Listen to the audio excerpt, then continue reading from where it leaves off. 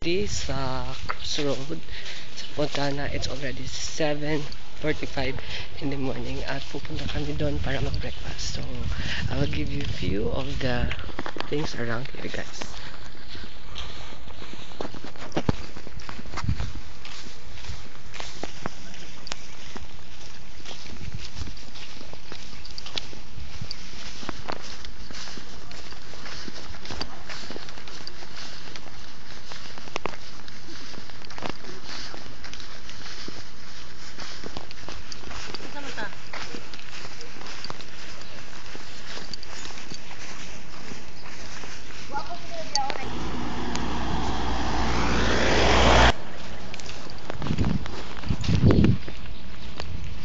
So guys, I hope you enjoy our trip here on Subic Fontana Leisure Park. Until next week, only here on Travel and Tour. Bye.